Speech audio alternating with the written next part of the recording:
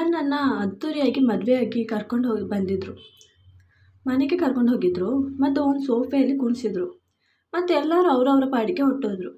ನಾನು ಒಬ್ಬಳೆ ಗಂಟೆಗಟ್ಟಲೆ ಅಲ್ಲೇ ಕೂತಿದ್ದೆ. ನಾನು ಮನಸ್ಸಲ್ಲಿ ಅಂದ್ಕೊಂಡೆ, ಅಯ್ಯೋ ಇಲ್ಲಿ ನನ್ನನ್ನು ಕೇರ್ ಮಾಡೋರು ಯಾರೂ ಇಲ್ವಾ ಅಂತ.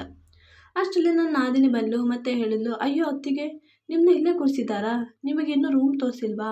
ಬನ್ನಿ ಅತ್ತಿಗೆ, ರೂಮ್ ತೋರಿಸ್ತೀನಿ, ಬನ್ನಿ ಅಲ್ಲಿ ಕೂತ್ಕೊಳ್ಳಿ ಅಂತ ಹೇಳಿ ಕರ್ಕೊಂಡು ಹೋದ್ಲು. ಮತ್ತೆ ಹೇಳಿದ್ಲು, ಡ್ರೆಸ್ ಚೇಂಜ್ ಮಾಡಿ ಅತ್ತಿಗೆ, ನಾನು ಸ್ವಲ್ಪ ಹೊತ್ತಲ್ಲಿ ಬರ್ತೀನಿ ಅಂತ ಹೇಳಿ ಹೊರಟೋದ್ಲು. ನನಗೆ ಹೊಟ್ಟೆ ಹಸಿವು ತಾಳರಂತೆ ಕೂತಿದ್ದೆ. ಮದುವೆ ಆಗಿದ್ದರಿಂದ ನಾನು ಬೆಳಗ್ಗೆಯಿಂದ ಈ ಮೇಕಪ್ ಎಲ್ಲ ಮಾಡ್ಕೊಳ್ಳೋದ್ರಿಂದ ಏನೂ ತಿಂದಿರಲಿಲ್ಲ. ಅದು ರೆಡಿ ಆಗೋಕ್ಕೆ ಮುಂಚೆ ನನ್ನ ಅಮ್ಮ ಕೈ ತುತ್ತು ಕೊಟ್ಟ ಅನ್ನ ಮಾತ್ರ ತಿಂದಿದ್ದೆ. ನನಗೆ ಆ ಹೊಟ್ಟೆ ಹಸಿವಿನಿಂದ ನನ್ನ ಅಮ್ಮನ ಜ್ಞಾಪನ ಬರ್ತಾ ಇತ್ತು. ನನ್ನ ಸೂಸ್ಕೆಟ್ ರೂಮ್ನ ಬಾಗಿಲ ಹತ್ರನೇ ಇತ್ತು. ಅದನ್ನು ತಗೊಬಂದು ಇರೋಕ್ಕೆ ಶಕ್ತಿ ಇರಲಿಲ್ಲ. ಹೇಗೋ ಅಲ್ಲಿಂದ ತಗೊಂಡು ಬಂದೆ. ಮತ್ತು ನನಗೆ ಬೇಕಾದ ಡ್ರೆಸ್ ಇತ್ತು, ಹಾಗೆ ಜಿಪ್ ಹಾಕಿ ಮಡಗಿದೆ. ಮತ್ತು ಬೇಗ ಹೋಗಿ ವಾಶ್ರೂಮ್ಗೆ ಹೋಗಿ ಡ್ರೆಸ್ ಚೇಂಜ್ ಮಾಡಿ ಬಂದೆ. ಇನ್ನೇನು ಹೊಟ್ಟೆ ಹಸಿವಿನಿಂದ ಅಳು ಬರ್ತಾ ಇತ್ತು. ಅಷ್ಟರಲ್ಲಿ ನನ್ನ ನಾದಿನಿ ಒಂದು ಪ್ಲೇಟ್ನಲ್ಲಿ ತಿಂಡಿ ತಂದ್ಲು. ಮತ್ತು ಹೇಳಿದ್ಲು, ತಗೊಳ್ಳಿ ಅತ್ತಿಗೆ, ತಿನ್ನಿ, ನಾನು ಸ್ವಲ್ಪ ಹೊತ್ತಲ್ಲಿ ಬರ್ತೀನಿ ಅಂತ ಹೇಳಿದ್ಲು. ನನಗೆ ಜೀವ ಕೈಗೆ ಬಂದಂಗಾಯಿತು. ಅಳು ಹೋದ ತಕ್ಷಣ ತಟ್ಟೆಯಲ್ಲಿ ಕೈಯಲ್ಲಿಟ್ಟುಕೊಂಡು ಬೇಗ ಬೇಗ 4 ತುತ್ತು ತಿಂತಾ ಇದ್ದೆ. ಅಷ್ಟರಲ್ಲಿ ನನ್ನ ಅತ್ತೆಗೆ ಬಂದರು. ಹಾಗೆ ತಿನ್ನೋದನ್ನು ನಿಲ್ಲಿಸಿ, ಅತ್ತೆ ಬನ್ನಿ ಅತ್ತೆ, ಊಟ ಮಾಡಿ ಅಂತ ಕೇಳಿದೆ. ಆಗ ಅತ್ತೆ ಹೇಳಿದ್ರು, ಇಲ್ಲ ನಾನು ಈಗ ಊಟ ಮಾಡಿ ಬಂದೆ ಅಂತ ಹೇಳಿದ್ರು. ಮತ್ತು ಹೇಳಿದ್ರು, ನಾನು ನಿನ್ನ ಜೊತೆ ಮಾತಾಡಬೇಕು, ಮೊದಲು ಊಟ ಮಾಡು, ಮತ್ತೆ ಮಾತಾಡ್ತೀನಿ ಅಂತ ಹೇಳಿ ಅಲ್ಲೇ ಕೂತ್ಕೊಂಡ್ರು. ಅತ್ತೆ ಮುಂದೆ ಕೂತಾಗ ನನಗೆ ಹೇಗೆ ತಿನ್ನಬೇಕು ಅಂತ ಅನಿಸ್ತಾ ಇತ್ತು.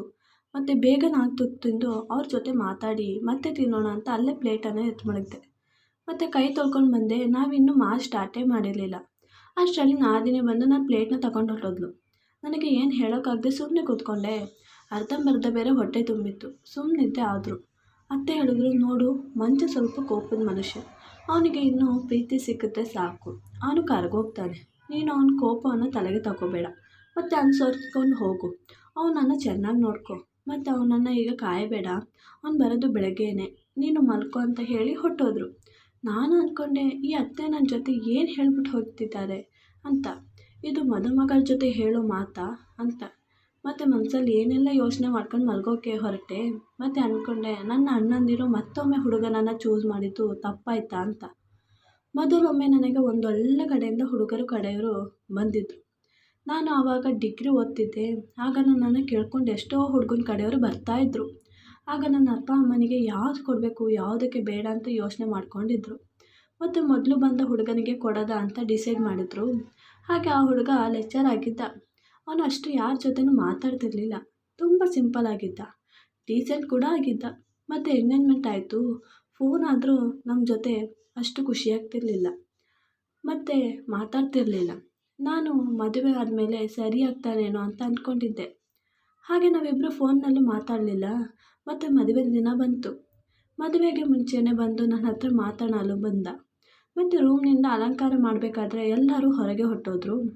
ಅವನು ಬಂದು, ನೀವು ತುಂಬ ಚೆನ್ನಾಗಿ ಕಾಣ್ತಿದ್ದೀರಾ ಅಂತ ಹೇಳ್ದ. ಮತ್ತು ನಾನು ಹೇಳ್ದೆ, ನನಗೆ ಈ ಮದುವೆ ಇಷ್ಟ ಇಲ್ಲ, ನನಗೆ ಆಲ್ರೆಡಿ ಮದುವೆ ಆಗಿದೆ ಮತ್ತು 2 ಗಂಡು ಮಕ್ಕಳು ಇದ್ದಾರೆ. ಇದು ನನ್ನ ಫ್ಯಾಮಿಲಿಗೂ ಗೊತ್ತು, ಆದರೆ ಅವರಿಗೆ ಆ ಹೆಣ್ಣು ಇಷ್ಟ ಇಲ್ಲ.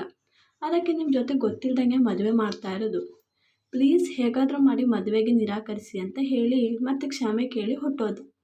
ನನಗೆ ಆ ಕ್ಷಣದಲ್ಲಿ ಏನು ಮಾಡಬೇಕು ಅಂತ ಗೊತ್ತಾಗ್ತಿರ್ಲಿಲ್ಲ. ನಾನು ಈ ಮಾತನ್ನು ನನ್ನ ಅಪ್ಪ ಅಮ್ಮನಿಗೆ ಮತ್ತು ಅಣ್ಣಂದಿರಿಗೆ ಹೇಳಿದೆ. ಆಗ ಮದುವೆ ಕ್ಯಾನ್ಸಲ್ ಆಯಿತು. ಎಲ್ಲರೂ ನನ್ನಿಂದಲೇ ಕ್ಯಾನ್ಸಲ್ ಆಯಿತು ಅಂತ ಅಂದ್ಕೊಂಡಿದ್ರು.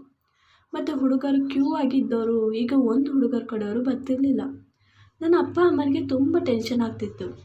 ಹಾಗೆ ಅವರು ಬಂದು ನೋಡ್ಕೊಂಡು ಹೋಗಿ ಮದುವೆ ಬೇಗನೆ ಫಿಕ್ಸ್ ಮಾಡಿದ್ರು. ಹುಡುಗ ಮದುವೆ ದಿನಗಳೆಲ್ಲ ಖುಷಿಯಾಗಿದ್ದ. ಮತ್ತು ನಾನು ಅಂದ್ಕೊಂಡೆ, ಏನೇ ಆಗಲಿ ನಾನು ನನ್ನ ಗಂಡನ ಮನೆಯಲ್ಲಿ ಜೀವಿಸ್ಬೇಕು, ಕಷ್ಟನೋ ಸುಖನೋ ಅಂತ ಹಾಗೆ ಅಂದ್ಕೊಂಡು ಮಲ್ಕೊಂಡೆ.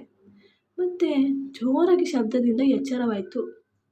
ಬೇಗ ಲೈಟ್ ಆನ್ ಮಾಡಿ ನೋಡಿದಾಗ ನನ್ನ ಗಂಡ ಆಗಿದ್ದ.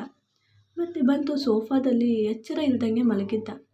ನಾನು ನನ್ನ ಗಂಡ ನೋಡಿಕೊಂಡು ಅಲ್ಲೇ ಕೂತಿದ್ದೆ.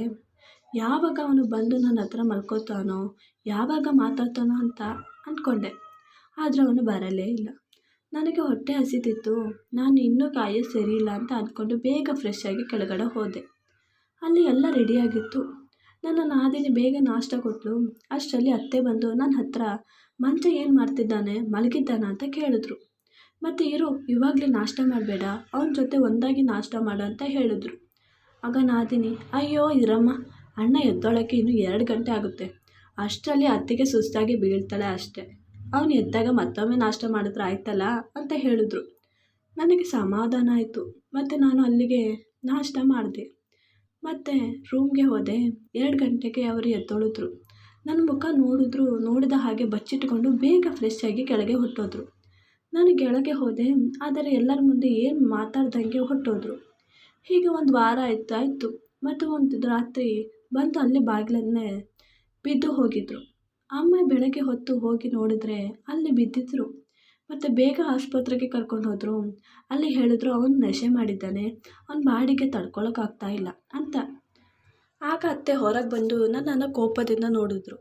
ಮತ್ತು ಹೇಳಿದ್ರು, ಇವಳಿಂದನೇ ಅವನು ನಶೆ ಮಾಡ್ತಾ ಇರೋದು, ಇಷ್ಟು ದಿನ ಇಲ್ದವನು ಇವಾಗ ಮಾಡ್ತಾ ಇದ್ದಾನೆ ಅಂದರೆ ಅಂತ ಕೋಪದಿಂದ ಹೇಳ್ತಾ ಇದ್ದ. ನಾನು ಮನಸ್ಸಲ್ಲಿ ಅಂದ್ಕೊಂಡೆ, ನನ್ನ ಜೊತೆ ಒಂದು ಮಾತು ಆಡ್ದಿರೋನು ನನ್ನಿಂದ ಹೀಗಾಗ್ತಾನೆ ಅಂತ. ಮತ್ತು ಬೇಗ ಡಿಸ್ಚಾರ್ಜ್ ಮಾಡಿದ್ರು. ನಾನು ಹೇಗೆ ಕೆಲಸ ಮಾಡಬೇಕಾದ್ರೆ ನಾದಿನ ಹತ್ರ ಕೇಳ್ತೀನಿ, ನಿಮ್ಮ ಅಣ್ಣನಿಗೆ ಇಷ್ಟ ಇಲ್ಲದೆ ಮದುವೆ ಆಗಿತ್ತಾ ಅಂತ. ಆಗ ಅವಳು ನಗಾಡ್ತಾ, ಏನತ್ತಿಗೆ, ಅವ್ನು ನಿಮ್ಮನ್ನ ಇಷ್ಟಪಟ್ಟು ನೀವಿಬ್ಬರು ಲವ್ ಮಾಡಿ ಮದುವೆ ಆಗಿದ್ದಲ್ವಾ, ಈಗ ಹೀಗೆ ಹೇಳ್ತಾ ಇದ್ದೀರಿ ಅಂತ ಹೇಳಿದ್ಲು. ಎಲ್ಲ ಮದುವೆಗೆ ಮುಂಚೆನೇ ಎಲ್ಲ ಮಾಡಿಕೊಂಡು ಈಗ ಸುಮ್ಮನೆ ಹೀಗೆ ಹೇಳ್ತಿದ್ದೀರಾ ಅಂತ ನಗಾಡ್ತಾ ಇದ್ಲು. ಮತ್ತು ಹೋಗಿ ಅವಳು ಅಣ್ಣನ ಹತ್ರ ನನ್ನ ಮುಂದೆನೇ, ಏನನ್ನ ನೀವು ಲವ್ ಮಾಡಿ ಮದುವೆಯಾಗಿ ಈಗ ಅತ್ತಿಗೆ ಕೇಳ್ತಾ ಇದ್ದಾರೆ ಇಷ್ಟ ಇಲ್ಲದೆ ಮದುವೆ ಆಗಿದ್ದಾರಾ ಅಂತ, ಏನು ನೀವಿಬ್ಬರು ಸೇರಿ ಜೋಕ್ ಮಾಡ್ತಾ ಇದ್ದೀರಾ ಅಂತ ಹೇಳಿ ಹೊರಟೋದ್ಲು. ನನ್ನ ಮನಸ್ಸಲ್ಲಿ ಅಂದ್ಕೊಂಡೆ, ಒಳ್ಳೆಯದೇ ಆಯಿತು ನಾನು ಮುಂದೆ ಕೇಳಿದ್ದು ಅಂತ. ಮತ್ತು ಅವ್ರ ಹತ್ರ ಹೋಗಿ ಡೈರೆಕ್ಟಾಗಿ ಕೇಳಿದೆ, ನೀವು ಯಾಕೆ ಹೇಗೆ ಹೇಳಿರೋದು, ಲವ್ ಮಾಡಿದ್ದೀರಾ ಅಂತ. ಮತ್ತು ಮದುವೆಯಾಗಿ ನೀವು ಒಂದು ದಿನಾನೂ ನನ್ನ ಜೊತೆ ಮಾತಾಡಲಿಲ್ಲ ಯಾಕೆ ಅಂತ ಕೇಳಿದಾಗ ಅವನು, ನನ್ನನ್ನು ನೀವು ಕ್ಷಮಿಸಿ, ಮೊದಲು ನಾನು ನಿಮ್ಮನ್ನು ಒಂದು ಬಟ್ಟೆ ಅಂಗಡಿಯಲ್ಲಿ ನೋಡಿದೆ ಮತ್ತು ನನಗೆ ನೀವು ತುಂಬ ಇಷ್ಟ ಆದರೆ, ನಾವು ನಮ್ಮ ಅಮ್ಮನ ಹತ್ರ ಹೀಗೆ ಹೇಳಿದ್ದಕ್ಕೆ ಅಮ್ಮ ಬೇಡ, ಆ ಹುಡುಗಿ ಮದುವೆ ನಿಂತೋಗಿದೆ ಅಂತ ಹೇಳಿದ್ರು. ನಾನು ಅಮ್ಮ ಮತ್ತು ತಂಗಿಯರ ಹತ್ರ ನಾವಿಬ್ಬರು ಲವ್ ಮಾಡಿದ್ದೀವಿ ಮತ್ತು ನಾವಿಬ್ಬರು ಮೊದಲಿಂದನೇ ಕನೆಕ್ಟ್ ಆಗಿದ್ದೀವಿ ಅಂತ ಹೇಳಿದ್ದೆ. ಹಾಗೆ ಅವರು ಬಂದು ನಿಮ್ಮನ್ನು ಕೇಳಿ ನನ್ನ ಜೊತೆ ಮದುವೆ ಮಾಡಿಸ್ಕೊಟ್ಟಿದ್ದು. ನನಗೆ ಹೆದರಿಕೆ ಆಗ್ತಾಯಿತ್ತು, ನಿಮಗೆ ಈ ವಿಷಯ ಎಲ್ಲಿ ಗೊತ್ತಾಗಿ ನನ್ನನ್ನು ದೂರ ಮಾಡ್ತೀರಿ ಅಂತ.